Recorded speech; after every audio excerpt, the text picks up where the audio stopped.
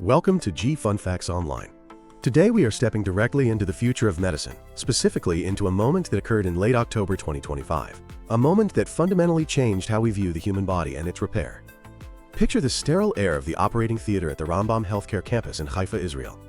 The room hummed with a tension that was distinct from the usual surgical routine. Professor Michael Mimouni stood over a patient who had lived in the gray fog of legal blindness for years. The procedure about to take place was not merely a transplant, it was a fabrication of the future. The object being carefully unfurled into the patient's eye was not a slice of tissue taken directly from a deceased donor. It was a masterpiece of bioengineering, a cornea that had been printed, layer by microscopic layer, in a laboratory. When the bandages were removed days later and the patient saw the world again, humanity crossed a threshold. We had entered the era of bio-ink vision. This moment was the culmination of decades of research, a convergence of biology, engineering, and sheer human will. It marked the first successful transplant of a fully 3D bioprinted, cell-based corneal implant into a human being. But to truly understand the magnitude of this breakthrough, we must embark on a journey through the anatomy of sight, the desperation of the global blindness crisis, and the liquid miracles known as bio-inks that are rewriting the rules of medicine. To appreciate the difficulty of 3D printing a cornea, one must first appreciate the biological marvel that is the natural cornea. It is often described simply as the clear front window of the eye, but this description betrays its complexity. The cornea is a structural paradox. It must be tough enough to protect the delicate inner eye from dust, germs, and injury, yet it must be perfectly transparent to allow light to pass through undistorted. If you were to look at a cross-section of the cornea, under a microscope, you would see a structure of immense precision. It is not a single piece of organic glass, but a composite of 5, arguably 6, distinct layers, each with a specific function.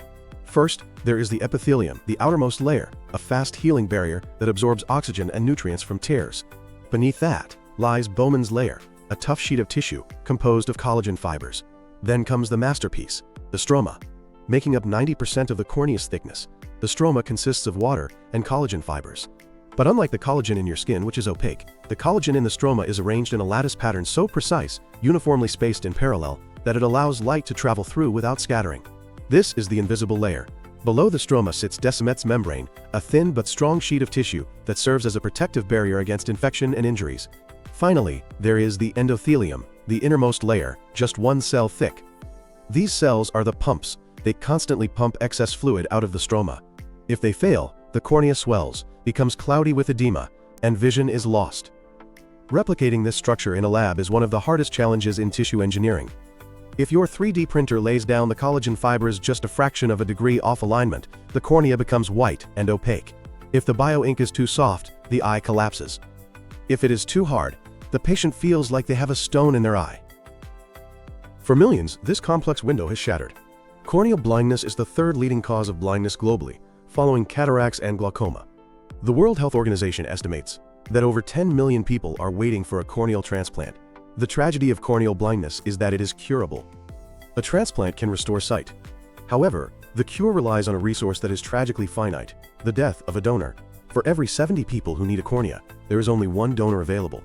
In developed nations like the United States, eye banking systems are efficient, and the wait might be only a few weeks. But in the developing world, in vast swaths of India, Africa, and Southeast Asia, the wait is effectively forever. Children born with corneal defects or farmers who suffer minor eye injuries that scar over are condemned to a lifetime of darkness simply because there is not enough human tissue to go around. This scarcity created a desperate need for a synthetic alternative. For decades, scientists tried plastics, known as keratoprosthesis, but these were prone to infection and extrusion. The body rejected them because they were foreign. The dream was always to create a biological cornea, one made of human cells that the body would recognize, accept, and heal. This brings us to the rise of the bioprinters. The hero of our story is not the 3D printer itself, which is essentially a high-precision robotic arm, but the cartridge loaded inside it. In standard 3D printing, you melt plastic to build a shape. In bioprinting, you cannot melt the material because the material is alive. This material is called bio-ink. A bio-ink is a delicate slurry containing 2 main components. First, the scaffold, or the house. This is a hydrogel usually made from alginate, which is a seaweed extract, collagen, or decellularized tissue matrix. This provides the structure, the walls and floors that hold the shape of the cornea. Second, the living cells, or the residents. Suspended within this gel are living human cells, specifically stem cells, stromal cells, or endothelial cells. The engineering challenge is a Goldilocks problem. The bio-ink must be liquid enough to flow through a printer nozzle thinner than a human hair, but solid enough to instantly hold its shape once it hits the printing bed. If it is too thick, the sheer stress of being pushed through the nozzle kills the cells, exploding them like water balloons. If it is too thin, the printed cornea melts into a puddle. The road to the 2025 breakthrough was paved by several key milestones. In 2018, researchers at Newcastle University in the UK, led by Professor Che Conan, made headlines when they successfully 3D printed the first human corneal stroma. They used a bio-ink made of alginate and collagen, mixed with human corneal stromal cells. It was a massive scientific leap. They proved you could keep cells alive during the printing process, and that the structure would hold. However, these were not transplanted into humans. They were proof of concept models kept alive in petri dishes. Then, in August 2022, a team in Hyderabad, India took the next massive step.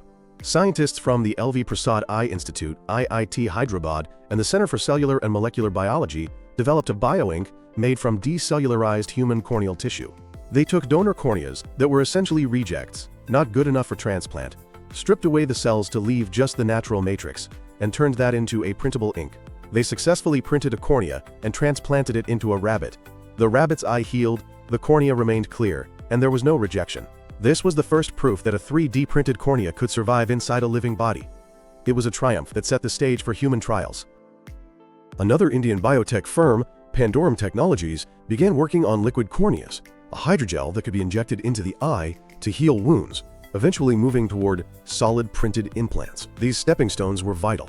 They taught scientists how to amplify cells, taking a small biopsy from one donor and growing enough cells in a lab to print dozens of corneas. By late 2025, the technology had matured. Precise Bio, a regenerative medicine company with roots in North Carolina and Israel, had developed a proprietary platform dubbed 4D biofabrication. Their implant, codenamed PB001, was different. It wasn't just a chunk of collagen.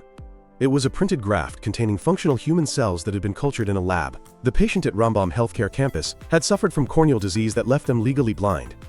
The stromal layers of their eye were damaged, opaque, and scarred. In a traditional scenario, this patient would have waited for a human donor. Instead, Professor Michael Mamouni and his team prepared the PB001 implant. The surgery was a variation of a procedure known as endothelial keratoplasty or anterior lamellar keratoplasty, but with a futuristic twist. The damaged tissue was removed, and the bioprinted disc was inserted. Unlike a piece of plastic, the bioprinted cornea was designed to integrate. The cells inside the printed lattice began to talk to the patient's own eye biology. They signaled the surrounding tissue to heal, to connect, and to feed the new graft. When the results were announced, the medical community was stunned. The patient regained sight. The implant didn't reject. The optical clarity was comparable to a human donor graft. But the most revolutionary aspect of the Precise Bio and Rambam success wasn't just that it worked for one person. It was the math behind the manufacturing. In traditional transplants, one donor cornea equals one recipient. It is a 1-to-1 ratio. With 3D bioprinting, scientists can take a single donor cornea, extract the cells, and cultivate them in a bioreactor. These cells multiply.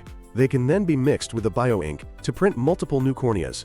Precise Bio and the researchers involved estimated that one single donor cornea could now create enough bio-ink to print 300 implants. This is the game changer. It effectively ends the shortage. If one donor can save 300 eyes, the waiting lists in India, Africa, and South America could theoretically be wiped out in a decade. We move from an economy of scarcity to an economy of abundance. So how does this magic actually work? Let's break down the fabrication process. It starts with step 1, the blueprint. The patient's eye is scanned using optical coherence tomography and corneal topography. This creates a digital 3D map of the eye's curvature, thickness, and any irregularities. Unlike donor corneas, which come in a standard shape that the surgeon must force to fit, a 3D printed cornea is customizable. It can be printed to the exact curvature of the patient's eyeball, potentially correcting refractive errors like astigmatism during the transplant itself. Step 2 is the ink formulation. This is the secret sauce. The bio-ink is prepared in a sterile clean room. A matrix solution of collagen and alginate is prepared. Then, human corneal stromal cells are thawed from a cryobank. These cells are the workers that will maintain the cornea's clarity after the hydrogel dissolves or integrates. The cells are gently folded into the matrix. The temperature must be strictly controlled. Too warm, and the collagen sets too early. Too cold, and the cells go into shock. Step 3 is the bioprinting. The printer looks like a high-tech box with a syringe-like nozzle moving on 3 axes. The nozzle moves in a concentric circle pattern, mimicking the natural collagen alignment of the stroma. It lays down the bio-ink in layers, each only microns thick. As the ink is deposited, it is often too liquid to hold its shape. A UV light or a chemical mist is used to cross-link the gel, instantly hardening it just enough to maintain structure without killing the cells. The printing of a single cornea takes less than 10 to 20 minutes. Step 4 is incubation. The printed cornea isn't ready for surgery immediately. It is placed in a bioreactor, a nutrient-rich bath that mimics the conditions inside the human eye. Here, the cornea matures. The cells inside proliferate and begin to reorganize the collagen scaffold, making it clearer and stronger. This can take a few weeks. Finally, step 5 is transplantation. The final product is shipped to the hospital. It looks like a contact lens but feels like firm jelly. The surgeon makes an incision in the patient's eye, slips the printed cornea in, and sutures it in place. The success of the first transplant opens the door to science fiction becoming reality. If we can print corneas, we can improve them. In the future, we will see built-in vision correction. Currently, if you get a corneal transplant, you often still need glasses or contact lenses afterwards because the shape isn't perfect. In the future, the 3D printer could calculate your precise prescription and print the cornea with the exact refractive power needed. You would wake up from surgery with 20/20 vision, effectively combining a transplant with LASIK. We are also looking at smart corneas. Researchers are experimenting with embedding microscopic electronics or sensors into the prints. Imagine a cornea that monitors your glucose levels for diabetics or intraocular pressure for glaucoma patients and sends the data to your phone. And the ultimate goal is the end of rejection through autologous bioprinting. This means taking a small skin biopsy from the patient, turning those skin cells into stem cells, differentiating them into corneal cells, and printing a cornea made of the patient's own DNA. The risk of rejection would drop to zero.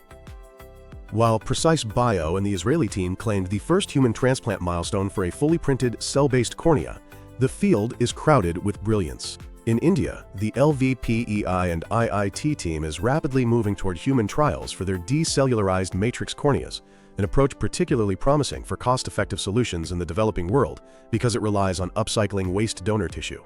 In South Korea, researchers at Pohang University of Science and Technology have developed bioinks that mimic the shear stress of the eye during printing to align collagen fibers perfectly. In the USA, university researchers are looking at in situ bioprinting, where a robotic arm prints the cornea directly onto the patient's eye in the operating room, skipping the incubation phase. However, with great power comes great complexity. The transition from donor tissue to manufactured tissue raises new questions. First, the cost of sight. Currently, a donor cornea is relatively cheap to procure, though the testing and banking fees add up. A 3D bioprinted cornea involves patent fees, high-tech bioreactors, and proprietary bioinks. Will this technology be a luxury for the rich, while the poor wait for scarce donors? Economists argue that mass production will eventually crash the price. Once the R&D is paid for, the raw materials like collagen and alginate are cheap. If a factory can print 1,000 corneas a day, the cost could drop below that of harvesting and testing human donor tissue. Second, there are regulatory hurdles. The FDA and other global regulatory bodies are in uncharted waters. Is a printed cornea a drug because of the cells, a device because of the scaffold, or a biologic? The classification changes the testing requirements. The Phase 1 trial at Rambam is just the beginning. It will take years of Phase 2 and 3 trials to prove long-term safety, ensuring the stem cells don't mutate or grow uncontrollably. And third, what is the fate of eye banking? Eye banks have been the guardians of sight for a century. As 3D printing rises, their role will shift. They may become cell banks, storing vials of master cell lines rather than refrigerators full of whole eyes. The first successful transplant of a 3D printed cornea in late 2025 was more than a medical success. It was a humanitarian victory. Consider the story of a farmer in rural India, blinded by a fungal infection, unable to work, his family plunged into poverty. In the old world, he waits 5 years for a donor, by which time his livelihood is gone. In the new world of bioink vision, he visits a local clinic. The clinic downloads a standard corneal file, prints a sterile graft in 15 minutes, and a surgeon restores his sight the same day. The technology that seemed like fantasy, printers creating living human parts, is now a clinical reality. The rabbit trials in Hyderabad proved it was safe. The surgeons in Haifa proved it works in humans. Now, the engineers must prove it can be scaled. We are standing at the dawn of the regenerative age. The cornea was the first victory because it is simple, bloodless, and transparent. But the lessons learned here, how to print collagen, how to keep cells alive, how to vascularize tissue, will be applied to the next frontiers. Printed skin for burn victims, printed cartilage for arthritis, and eventually, printed hearts and livers. But for now, the victory belongs to the eye. For the millions living in darkness, the hum of the 3D bioprinter is the most beautiful sound in the world. It is the sound of light returning. The first patient to receive this gift in Israel looked through a window that was made, not born. And in doing so, they showed us all a future where blindness is not a life sentence, but merely a broken part waiting to be printed anew. This has been Fun Facts Online, bringing you the science of tomorrow, today.